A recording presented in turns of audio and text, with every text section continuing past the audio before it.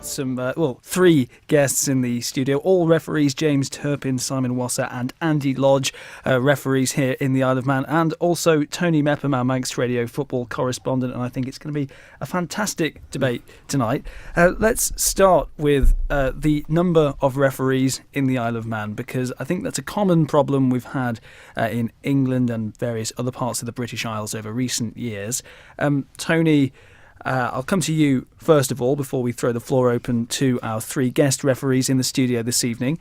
Is it of real concern to football clubs on the Isle of Man that there is maybe an unhealthy number of referees in the game? Definitely. I think, this is why I asked the three guys up to really talk and just stimulate something out there, because we need some more referees, because the referees' age band is getting a little bit too high for us. We're a little bit worried about it. Last week we were short a referee. One of the games would have been lost, but we had two games that were postponed, so suddenly we had a spare referee.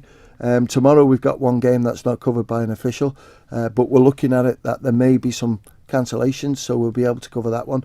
So we need to find some people to come into the game, and you've probably just had the best off-air discussion for a long time, and I have great admiration for anyone who takes the whistle. But the reason why I've asked Andy, Simon and James to come up is Andy was a really top footballer on the Isle of Man, played at a very high standard, and in UK I think as well. He's coming to be an official. He's just been refereeing in Scotland in the Umbro, so everything's there. Simon was an ex-player. I watched Simon play, and now he's coming as official, and they're the people that we need to tap into. People who used to want to play football, maybe a little bit older, or decided, let's take up a referee. And James, who really stopped playing, he's just saying now 16, 18 years of age, and then took up the whistle. And all three, I've got to say, are highly rated on the Isle of Man. So they're probably the ideal people to try and find out how we can encourage people to come into it. Well, let's head to James Turpin first of all then. Good evening, James. Thanks very much for coming up to the studio this evening. Why are there, do you think, why is there not that much interest in people becoming referees of your age group on the Isle of Man? Do you think there is a particular reason? I'm not sure there's a particular reason. I just think it's a stigma of refereeing. Oh no, I don't want to do that. The lads, I think, will back me up. When you get on the pitch and you are refereeing, it's a bit of a buzz actually. Running around, you're fit. I like to keep myself fit, like the other lads do. But I wouldn't say there's a particular reason. Ex-players, I think we are trying to tap in to try and get those guys on board. Tony, yeah? Yep. Yeah, definitely. So I wouldn't say there was a particular reason, but we're trying. That's why we're here. And Simon, yourself, tell us, how did you get into refereeing? Well, it's something I thought about for about probably 2 years before I kind of got in contact with someone. And I just contacted Tommy Crow and done my course. And to be honest, I've never looked back. I wish I wasn't thinking about it for so long, to be honest. I wish I just went straight into it. Yeah, I think you said here, the buzz that you get on a Saturday when you got a big game, and even on a Monday getting me emails off Kevin, just looking for my game, just looking at that excitement, just to get out there running, just hopefully lads will enjoy the way I referee the game, and just looking forward to it really. Now, Tony referenced it at the top of the programme. There was a very intriguing off-air discussion we had while the news was going on. And it all stems around dissent and abuse that referees get on a football pitch. Is it such a... Is the situation on the Isle of Man so bad that it's putting people off refereeing, do you think?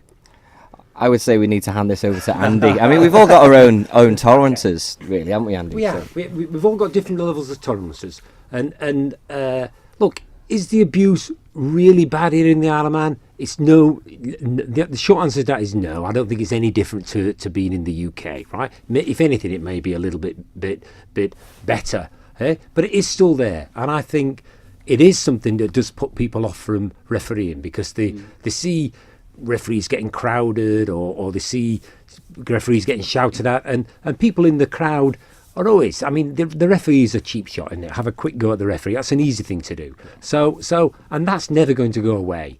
But that might be a dissent. That might be a sort of putting people off. I suppose I could just jump in there, Andy. we're all fit. We like to keep ourselves fit. If we're in the right position to give the right decision, they can't really. They can't really give us dissent. I think it's their own thing, isn't it? Yeah, completely. I'm not. And let's be really honest. We don't get everything right. It'd be impossible. We get more right than we get wrong. Right, and we certainly get more right than the players shout or the crowd shout. Certainly. Yeah. So I'm not trying to comment on our performances. I just say that shouting at a referee is part of football, isn't it? But you've got the rugby side point. of things, haven't you? It's like chalk and cheese. Yeah, but rugby and football football rugby referee are different sports. Perhaps the perception from people who aren't involved in football see footballers as some sort of animals who can't stop shouting at the referee. Yeah. But I'll put it to you, if you miss a sitter from 3 yards out and you feel you may have had a little tug on the shirt, it's easier, as Andy said, to shout at the referee and take the all the light off you for missing a sitter. I mean, that surely is part and parcel of the game. In a high intense atmosphere, there are going to be decisions that people disagree with. I think it is, and I think that if you aspire to be a good referee, you'll get more right than you get wrong, right? But you still will get some things wrong. Right? You definitely will get things wrong, and you actually learn more when you get things wrong as well. But you've got to have sort of broad shoulders and realise that it's not, if you make one bad decision, it's not going to haunt you for the rest of the match. You just got to get on with it. Just like a striker misses, a good striker might miss a few chances, but then he keeps going and he scores the next one, and then he scores the next one. Like Harry Kane missed 3 the other night, didn't he? And then scores 5. So. But I'm not saying we're getting a lot of things wrong. I think that we do get a lot more right than we get wrong. And the thing that I always makes me laugh is when even people shout and scream at me for something, I'll say, the rules change, mate. The rules, that's a different, honestly, keep up with the rules and then you can shout with me, because we do know the rules.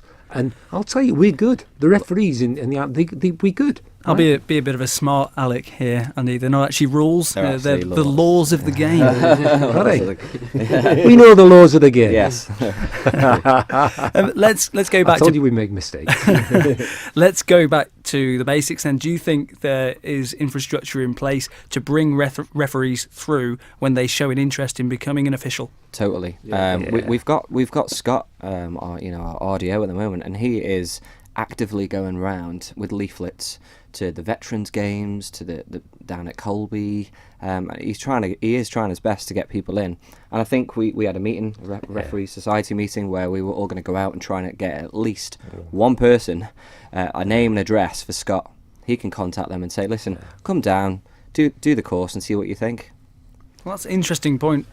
As referees, is there unity amongst you? Do you often meet up? Because with teams, every month, it's a team sport. They're always together with training and matches and stuff, and they can chat about different things that have happened in a match. I suppose with referees, there's only at best 3 of you, or 4 if you have a fourth official. I don't know if you have fourth officials on the island. We do. Some matches. Yeah. So you can only really talk amongst yourselves, and your team of officials could change week in, week out. But we do have a meeting every month. It's a bit more of an administrative meeting rather than a performance meeting, but there are topics that we can discuss, and they're the bits that I like best, really. And I think that we should develop it even more. And if we have a particular game, that it'd be fantastic if we could video one game, and then we could all look at it afterwards and discuss, and not to pick holes in the referee, just to critique, so we can all learn where it's gone right, where it's gone wrong. Well, was his positioning right there? Would you have given a card for that? He did well there. He did this escalation approach where he stopped the guy making further fouls there. There's all those sorts of things that we could look at, and you learn. I mean, feedback is the food of champions, so that's how you learn, really. And I think we should be doing a bit more of that. Yeah, Simon, do you think the assessment culture helps or hinders referees on the Isle of Man? Because I suppose if you've got somebody watching you who's assessing your every move, you feel compelled then to follow the letter of the law and not be perhaps more lenient in amateur football. Does it work like that? Yeah, I think the assessments help massively. It's just where you get your feedback, where someone's honest with you, where you can improve, where you've gone wrong, what you can take from him what you can add to it. I'd wish I'd get assessed every week if I could. I just completely agree. Yeah. I mean, I'd never change what I do if an assessor's there. I'd even think about it. Yeah. But I like the feedback because that's how you learn. That's how you get better. I've got the our last meeting notes here, and we've had 38 assessments and 17 mentoring assessments so far this season. Now that's pretty good. We've got 3 active assessors, 48 registered, 2 injured unfortunately, and 3 assistants. They're purely just assistants on the line.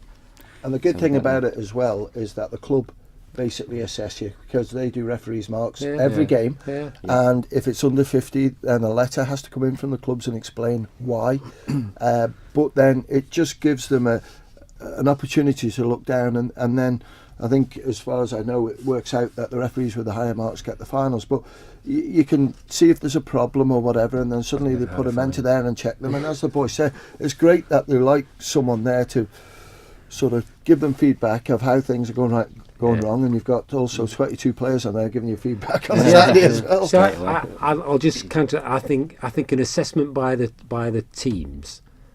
I know. There's an inbuilt bias. I mean, if they do I really want to get assessed by the losing team? Well, obviously, Not really. if you give a penalty but in the it last is there. minute, I get that, Tony. But I prefer the proper assessors who are looking at you and saying you're out of position there, and you did well with that one. You stopped that dispute. You get getting worse. Totally. I quite like all that, So that's maybe we should assess. You're getting honest feedback with an assessment from a proper assessor, because he's just there. He's watching you. He's watching your movements. He's watching your position. And at the end, it might go good, it might go bad, but he's in the long run, he's there to help you and to improve your game. Developmental, really. So for us. that's what he's there for, and I love it. I love getting the feedback from them. Club assessments aside, do you think clubs can do more? I understand there's the club assistant rule where a club can supply an official. That hasn't worked at all. Why hasn't that worked? Are clubs, the clubs and the members of we these can turn clubs up, give the clubs a flag and say, can you just do in and outs for us? And you look over it and the flag will be on the floor. Yeah. So look, we've got it. I was never a big fan of doing that. I can see why we wanted to do it, but if it's very difficult for them to. You can't really rely on a club assistant to give them. You just want them to do, let's say, the in and out. But some of them got involved and they'll put a flag up for offside, and then the players start disputing it's an offside, and you say, please don't put your flag up for that. And so I think. Personally, I think we're just better doing it without linesmen, and just explain to the clubs we haven't got linesmen. So cut me a bit of slack here today. I'm not going to get everything right. And if you think somebody's going to be offside like Juan Mata by his knee, if you think I'm going to pick that up with the naked eye, stood in the middle, and even as a linesman, we're not going to do it. Well, I'd love to sit here and discuss how close we are to introducing video assistant referees into the Manx game. I think it's some way off. Do you have to be thick-skinned to be a referee? I suppose that is one attribute you do need. Not anybody can be a referee, because some people will take that dissent, that criticism, and in some cases abuse to heart, and it'll put them off the game completely. I think you have to have emotional maturity. Yeah. So I'm not saying thick-skinned. I just think, because you do listen to everything, but you have to realise that it's a game, and everyone's passions are up in the game, and people say things. They appeal for everything, right? And even the most ridiculous things they appeal for. But you just got to just go with it and just have this maturity about you to make your decision, make your and own sell decision. it. Sell your decision. We feel we're right. Bang, done. And I suppose complaining about decision, it's never going to change your mind anyway. No.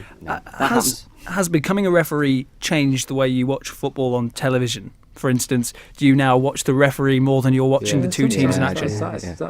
That's a good point. That is a point. point. And live games, I watch the referees all over the place. Sometimes you think, why has he done that? Or what? How did he come to that decision? Or but they've got more technology than what we have. Do you ever find yourself criticising those referees that you see? Always. Absolutely. Because it's an interesting point. Critiquing. It's just honest feedback saying, why has he done that? I wouldn't have done that. Would you? And you try and put yourself in that position. in the live situation, not with the replays and Stood No. there with the Yeah. finger on the Yeah. the earphone or whatever. No, it's live. Done. Yeah. Well, I know I'm supposed to sit on the fence, but while we're talking about VAR, I'd get rid of it, to be honest. Absolute nonsense, absolutely Well, we ridiculous. haven't got it, thankfully. Yeah. We haven't in the Premier League Isle probably will have it next season. I Yeah. think, I think they the pulled the plug technology. on it, I think haven't they? you should use technology where it can really help. Like a goal line thing is an obvious one, isn't it? Right? Because that's, is it in, is it out? That's definite, right? The rest of it is a bit judgmental, isn't it? And in football, there's not a natural break. But in cricket, I love it in cricket. I love Hawkeye, right? But it's a natural break, and it's the same in tennis and things. But it's not. There isn't a natural break in football. That's why some of the games are boring as well, isn't it? Because it just keeps going on and on. There's not even anything that just stops and has a break on it. So I don't think. I think there's got a long way to go to make it work in football, because it obviously isn't working at the moment. And as a wise man once said to me, it's all about perception. One man's clean tackle or fair tackle is another man's foul.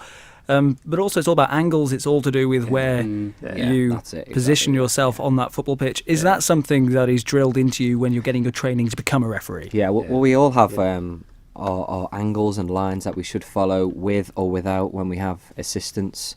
So you'll run round the edge of the centre circle right into the corner, because you've got your assistant on the other side looking down that line. You come back towards the goal, go round the semicircle again. So it's basically a diagonal line, flag to flag, if you have assistants. But it can be very, very difficult when you're on your own on a Saturday, running up and down. You've got 22 players saying it was offside, no, it went in, it was out. Yeah. I find it's easier. The higher up, the better the game, the better the standard of the game. It's easier.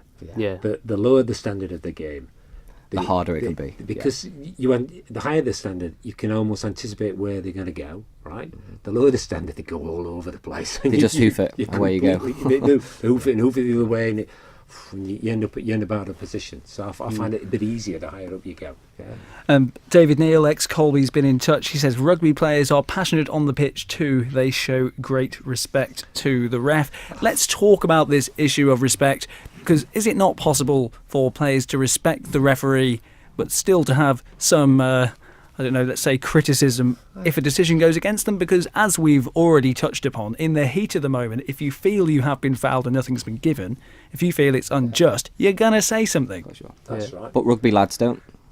Oh, look. Yeah, I know. This rugby, this argument between rugby and soccer. If you start me on this, I'm sure I'm going to get lots of phone calls coming in now. But the rugby guys don't abuse the referees, yeah. But it was okay for them to punch each other, and everyone says, "Oh, that's fine," or they're good lads and they punch each other, right?